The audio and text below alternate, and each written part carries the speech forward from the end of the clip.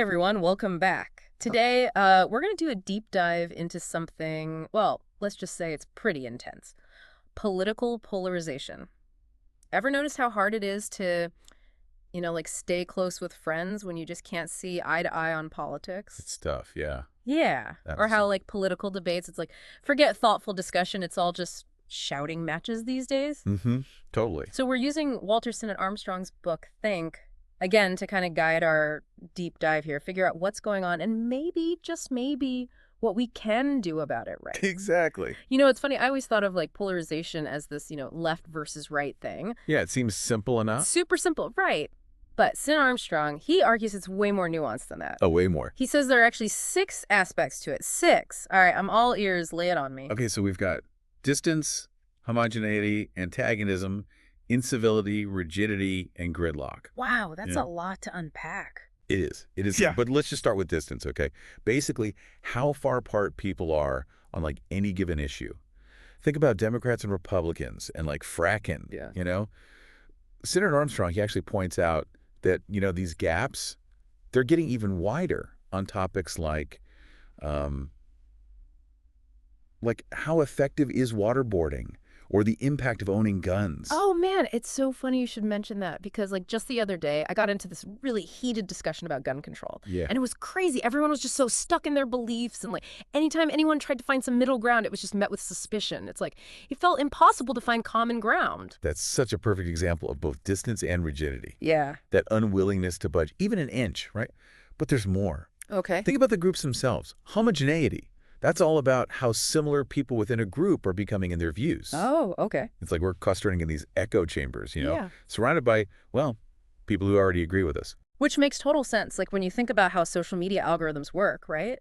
They feed us content that we already agree with. Right. Constantly reinforcing what we already believe. So is that contributing to this whole us versus them thing? Absolutely, yeah. Yeah. It feeds right into antagonism, those bad feelings we have, towards people on the other side. It's not even disagreeing anymore. It's disdain, distrust, even hatred. It's like they become the enemy, not just someone with a different opinion. Yeah, exactly. So then how does that turn into incivility?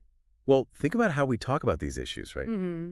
Especially online. It's become so aggressive and just so disrespectful.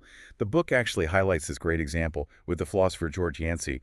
He wrote this article about racism, but instead of reasoned arguments, you know what he got? What's that? Personal attacks. Yeah, it's like people have forgotten how to disagree respectfully. Exactly. Okay, so then where does gridlock fit into all of this?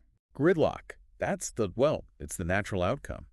When you combine all these factors, it's that inability to work together to find solutions. Yeah.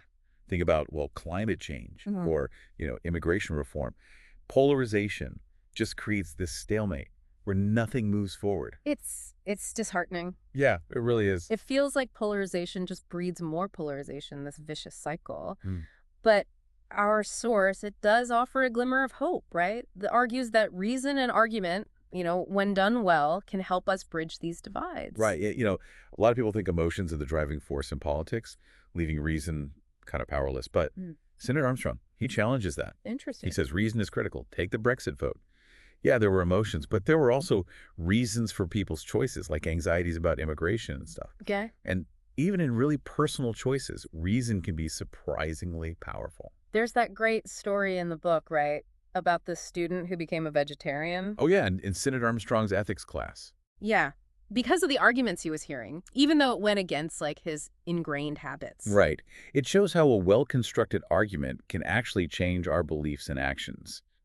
That's fascinating. Even on things that feel really personal. So it's not just about changing minds, it's about understanding each other. Exactly. Well-crafted arguments show respect for the other side. They lead to a better understanding of, both our own views and the opposing views. Okay. They even foster humility and reduce overconfidence, so we can actually compromise. So if you're listening, think about, your own experiences. Have you ever had a political conversation where reason actually worked?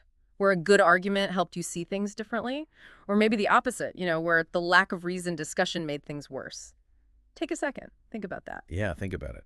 And when we come back, we'll dive into Sinnott Armstrong's strategies for building stronger, more effective arguments.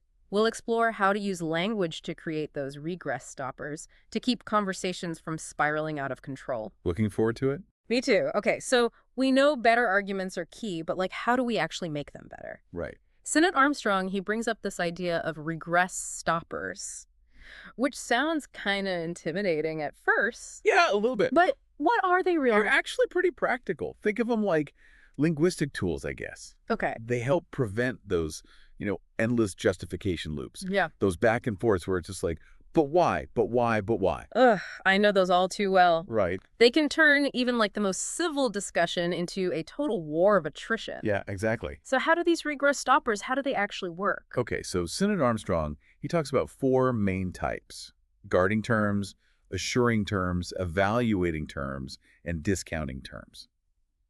Maybe let's start with guarding terms. They're really useful in like polarized discussions. Okay, yeah. Basically, they involve like softening your claims just a little bit, Okay. just to make them more defensible. Can you give me like an example? Sure. Imagine you're arguing that everyone in a flood zone, they need insurance. If you say all houses in low-lying areas, they get destroyed by floods. Well, it's just not true, right? Not every house gets flooded. Right. So a guarding term, like using most or many, it makes the statement more accurate, harder to argue with. So it's like finding that balance, a claim that's strong but not so absolute that people just jump to disagree. That's really useful, actually. Right. I can see myself using that. What about those other types of regress stoppers? Okay, so assuring terms, things like I assure you or I'm certain. Okay. They can work, but they really depend on trust, Mm-hmm. between the people talking. Yeah. And in a polarized environment where there's not much trust, Right, exactly. they can backfire. Yeah, it's like saying, just trust me on this, which doesn't work if they already think you're suspicious or whatever. Exactly. Okay. Then there's evaluating terms, words that are loaded with judgments, good, bad, right, wrong, that kind of thing. Oh, right. These can be super powerful in shaping an argument. The book uses that example of the equal exchange coffee ad, right? Yeah. It shows how the words you choose can totally change how we see things. Totally. So the ad says buying coffee from big corporations maintains the system that keeps small farmers poor. Right. Poor. It's not just describing a lack of money. Yeah.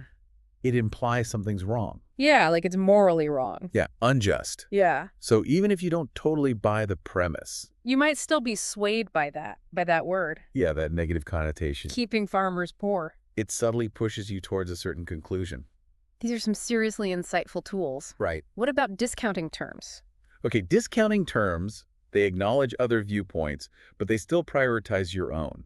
Words like but, although, however. Imagine someone saying, although Dilma Rousseff was corrupt, she was still the president. Okay. So they're admitting a flaw, but they're still saying she was legit. But someone on the other side could just as easily say, although she was the president, she was corrupt. Right, exactly. Totally changes the focus. It's all about framing. Wow. It's amazing how these little words can completely reframe things. Discounting terms are all about subtle framing. You can acknowledge counter-argument, but you don't give them equal weight. Right. It's essential for, building persuasive and nuanced arguments. I'm starting to see how these regress stoppers could be useful, not just in politics, but in any disagreement. But Senator Armstrong doesn't stop there. He goes on to talk about different types of arguments, which is a whole other level of complexity. Yeah, for sure. But it's important to understand, especially when you're talking about politics. Okay. He differentiates between deductive arguments and inductive arguments. All right, so that's what we're going to unpack next. Okay, so let's get into these different types of arguments then. We've got deductive and inductive, and I gotta admit, this is where I get a little lost sometimes. Yeah, it can be confusing. Can you break it down for me and everyone listening? Absolutely. Super important to understand the difference, especially with all this political polarization stuff. The main difference, it's all about the level of certainty. So deductive arguments are those that aim for absolute certainty, right? Sure. If A, then B, no question. Exactly. If the premises are true. Yeah. The conclusion has to be true. No wiggle room. But here's the thing. Even Sherlock Holmes, Mr. Logic himself, he didn't always use deduction. Well, really? I thought Sherlock was all about deduction. Elementary, my dear Watson, and all that. Yeah, that's the popular image. But the book, it gives this great example. So Holmes sees this guy, and he immediately knows he's an old soldier, served in India, was in the Royal Artillery. Okay. But those conclusions, you can't be totally sure just from looking. Right. Guy could be an actor or just someone who's been out in the sun a lot. So even Sherlock wasn't as purely deductive as we think. So what was he doing then? He's using inductive reasoning, which honestly is way more common in real life. Inductive arguments, they don't try to be absolutely certain. They're more about probability. Okay. If the premises are true, the conclusion is probably true, but it's not guaranteed. I mean, that makes sense, right? Like, we're always making judgments based on incomplete information, Right. weighing likelihoods, making educated guesses, especially with something as complex as politics. Exactly, exactly. And that brings us to fallacies. Ooh, fallacies. Those common mistakes in reasoning. Right, the pitfalls. Yeah, they can really trip us up when we're arguing. Senator Armstrong, he covers a lot of ground here. Where do we even start? Well, maybe let's start with the fallacies that are about language. Okay. Like ambiguity and vagueness, they can just completely derail a conversation. The book has that classic example. Mrs. Gandhi's stoned-in rally in India. Oh, I love that one. Right. Could mean she was attacked with stones. Yeah. Or, she was having a great time at the rally. Hilarious, but yeah, in a serious context, Oh, absolutely. that kind of vagueness Yeah. can lead to all sorts of misunderstandings. Another fallacy that feels really relevant these days is the slippery slope. Yeah. That idea that one small thing will lead to total disaster. And the source, it actually makes a really helpful distinction here Okay. between conceptual slippery slopes and causal slippery slopes. Okay, so what's the difference? So the conceptual slippery slope, it argues that there's no real difference between two things because there's no clear dividing line. Okay. The book uses the example of being late. Great. If being 1 second late isn't really late, then 2 seconds aren't late either, and so on, until you're like an hour late. Right, which is obviously ridiculous. Totally. But a causal slippery slope, that's different. Right. A causal slippery slope says that one action will set off this chain reaction, and it'll lead to something bad. Okay. The book uses the example of torture. Oh, right. If we allow a little bit, it'll inevitably lead to more and more extreme torture. So it's not just about definitions, it's about real-world consequences. So how do we know if a slippery slope argument is legit or just like fear-mongering? That's where critical thinking is key. You have to look at the situation. Is there evidence to support this chain reaction? Are there things in place to stop the slide? Are those consequences really inevitable? It seems like there's a lot of room for manipulation with these slippery slope arguments. Oh, absolutely. So it's important to be aware of them and to really analyze them carefully. For sure. Now, another fallacy we see all the time, especially in politics, is the ad hominem attack. Right, when you attack the person, not the argument. Total distraction tactic. It's so unproductive. The book gives this example where a writer just dismisses protesters' views because he doesn't like how they look. Oh, wow. It's an attempt to discredit them without even addressing their ideas. Which totally shuts down the conversation. Exactly. It's not about understanding, it's about scoring points. Ah, so frustrating. And then we've got the appeal to authority, which can be tricky because we do need to rely on experts sometimes. Right. But, like the source says, we have to be careful about who we accept as an authority.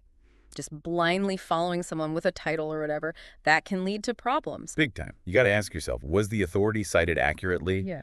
Can they be trusted? Are they actually an expert in the right field? And is there, like, agreement among other experts? Yeah. One dissenting voice, that doesn't mean it's the truth. Exactly. If there's a lot of disagreement, you have to be cautious. This has been an amazing overview of fallacies. It feels like we've been given a whole toolkit for analyzing arguments and spotting those pitfalls. So how do we actually use this knowledge, like, in real life? Senator Armstrong's advice is simple. Practice, practice, practice. Okay. Find opportunities to talk to people who disagree with you, but do it respectfully, constructively. Learn to identify arguments, both your own and other people's, and be willing to change your mind if you hear a better argument. It's not about winning, it's about getting closer to the truth. Exactly. And maybe, just maybe, bridging some of those divides that polarization has created. Could have said it better myself. This deep dive has given us a lot to think about and a lot of tools to use. So to all of you listening out there, what really resonated with you in our exploration of polarization? What will you take with you into your next political conversation? And most importantly, will you choose to think again? Thank you for joining us at Wisdom House, where we bring you timeless insights from the greatest books. If you found this deep dive valuable, don't forget to like, comment, share, and subscribe to Wisdom House. Stay curious, stay inspired, and we'll see you in the next video.